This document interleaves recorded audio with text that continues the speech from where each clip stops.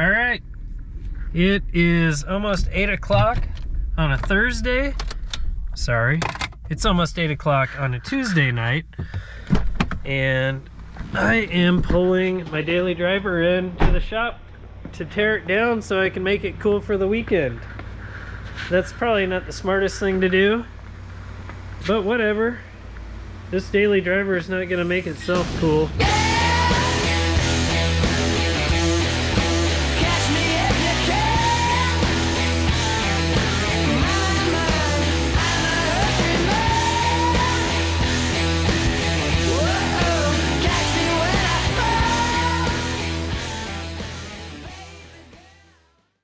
This is my Suzuki Xl-7. It's a 2003. I did a little walk around on it.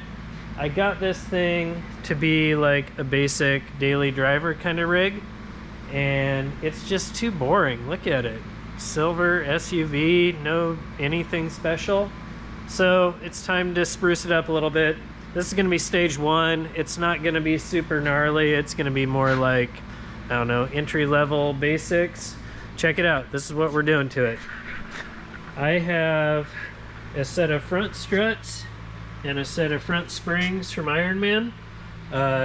They make parts. It's kind of an Australian company that actually has parts in stock for these rigs still. So I'm gonna rock the basics on the front. I think this is about 1.5 inch lift in the front. I did get a set of springs for the rear, but I don't know if I'm going to install those because it kind of has a rake to the front already. So we're gonna throw the front together first and see where it sits. The other thing is that I don't have rear shocks for this thing yet, so I may have to get kind of creative to figure out a shock that'll work with a lift spring on it. And later in the week I should have a new set of tires coming for it, so it should be a pretty cool little build. Here, if you film it from down here, it looks way cooler. Alright, it's the next night, and I got the rear shocks out, and I was kind of letting the thing thaw out. It had a bunch of snow all over it. So tonight I went through my pile of shocks that I had upstairs. This is the stock shock that this thing had, and you can see it's the original shock from when it was new, and it's blown and had leaked all the oil out. That's why it's got a bunch of dirt on it. I had a set of shocks upstairs that were off of another rig that I had bought at some point in time, and they're in good shape, and they're within 1 inch of these stock ones. They're a tiny bit shorter, but that's probably fine for this right now. I'm really kind of waiting for a better shock to come along for the back of this, but right now everything was back ordered, so the old hand-me-down KYB XLGs are gonna have to do, so I'm gonna bolt those in real quick. Tools are scattered everywhere. These are the new Ironman struts. They're nitrogen charged, and they have a bit more down travel available. That's good because we are gonna lift this thing a little bit, and the down travel is what will help when we need to get a good ride out of this thing. So stock shocks blown out, oil everywhere, probably gas charged at one point, and now there is no gas in it, so that thing needed to come out and get replaced, and this should be a really good upgrade for it. Those will go in there shortly. I've got to get in here on the I've got to get in here on the passenger side and get this one torn apart, see if I can get those springs out of there. I have got to get the front end of this thing together here pretty soon because it's like 9 o'clock at night and I got to be at work in the morning, and I'm sick and I don't feel super good. My nose is running and I'm sneezing everywhere. But whatever, I got to get this thing done because the weekend's almost here and you're not allowed to be sick on the weekend. Check it out, it's another day. A different sweatshirt. I'm dirty again. Check it out though. I actually have a spring in this thing. Yeah, I had to take so much stuff apart. I ended up getting in here, and to get that A-arm to drop down a little bit more, I had to take the sway bar all the way off. I had to take the tie rod end off. I had to take the lower ball joint off. I had to take the drive flange off, the C-clip off the axle, so that I could get the axle in far enough so that I could get the steering knuckle dropped down and off of the lower A-arm altogether. I also had to loosen the lower control arm bolts, and that allowed the A-arm to swing all the way down. So we're actually making some progress. Now it's time to start putting this thing back together. Check it out. I came in last night and I got the spring and the strut in. I realized that you absolutely have to take just about everything apart in order to get that spring in there because it's under a ton of pressure. I tried spring compressors and a couple other tricks and that wasn't happening. So unbolt everything, steering arm, lower ball joint, took the axle shaft out, got the whole steering knuckle basically out of the way, and then I was able to lower that control arm all the way down and get spring in and out of there without killing myself. So that was the trick.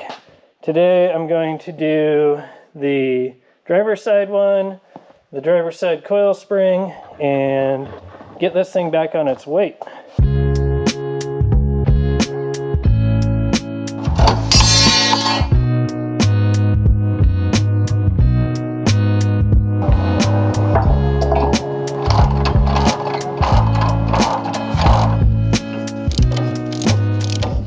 I got the tires mounted. They look really good on these wheels. I just kind of scrubbed the wheels clean with glass cleaner and a Scotch-Brite. They look good enough for now. I'm gonna not paint them because I kind of get the feeling that I'm gonna be changing these tires out pretty soon. I had a set of all-terrains on order that are a little bit smaller than these that would go on without any issues, but they are not here yet, so I am gonna trim some plastic on here and here and get these on there so that we can go and have a rad adventure on Sunday. These tires are cool and they're big and knobby and they're gonna look rad on there, but I think they're just a little too big for this thing at the moment. It looks rad, but they rub all of this fender flare stuff so bad. It actually ripped my rocker molding off. I cut some through here and some through there, but it's just not enough. But on a positive note, the tires I actually had on order showed up. We got those right here. So I'm going to pop those tires back off and swap in the new 225/75 16 Rubitreks, and I'm gonna have to save these cool tires for a later date. The proper tires showed up. These are a 225/75 16 Falken Rubitrek AT. Those are going on. I'm gonna roll it back and forth. I'm gonna set the alignment, and then we're gonna go drive it.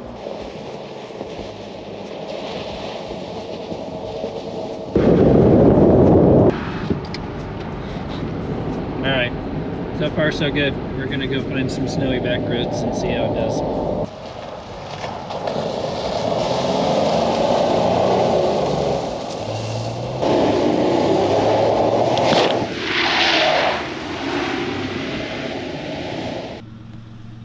Alright, the Suzuki has a few mods done to it. Wheels, tires, suspension are kind of dialed. Cameron's got his FJ60 out here. We have like a week before Christmas, so we're gonna go out and we're gonna find us some Christmas trees in the Pacific Northwest. Let's do it. It's gonna be good.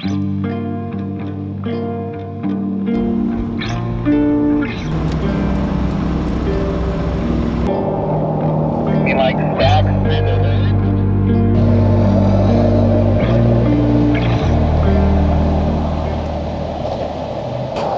So we just left my house.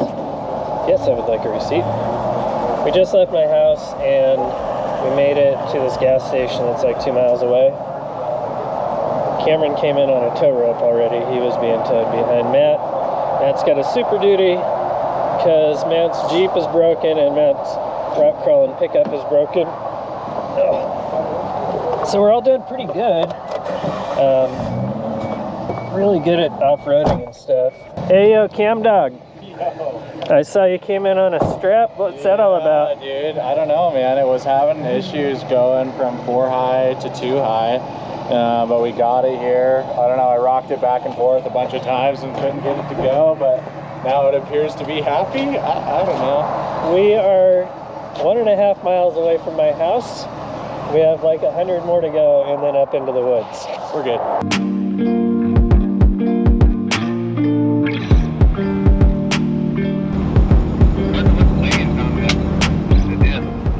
These guys are over here.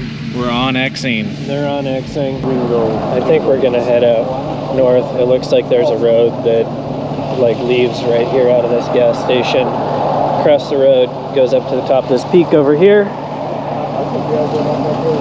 And see what we can find. Epic journey.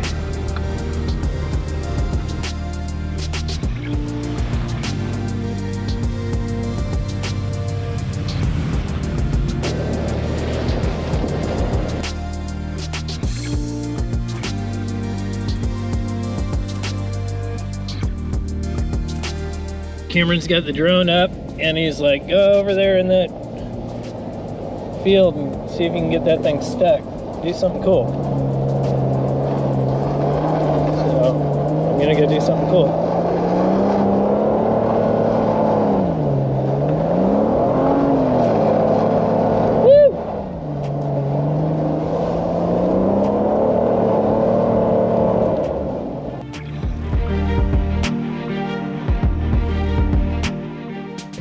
Alright, so we got to a spot. We thought we were going to be able to keep going, but it's all snowmobile trails. This place has to get groomed for snowmobiles in the winter, so we kind of ran out of space. We got about another 100 yards here, and we're going to go hike up and find a tree.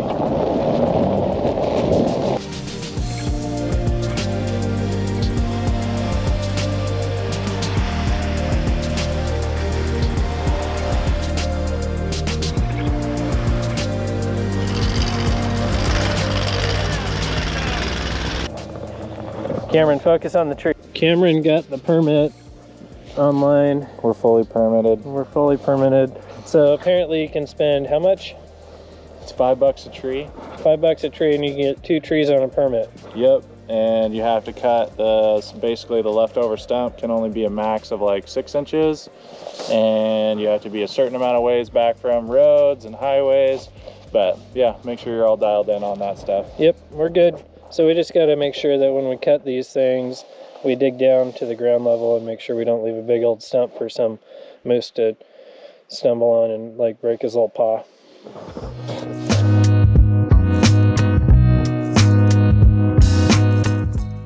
This one's perfect. That's gonna look good in the shop. I think Cameron's going for the little guy over here. Baby guy. Timber. Kind of buried. Hey, that's one. Oh, look at timber. Yeah.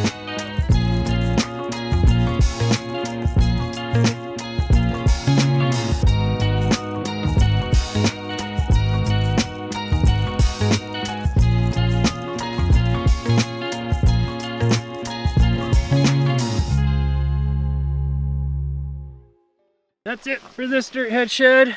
Got a bunch of work done on the Suzuki Xl-7 project.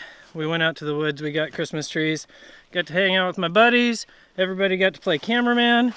This was a good day. This was a good day.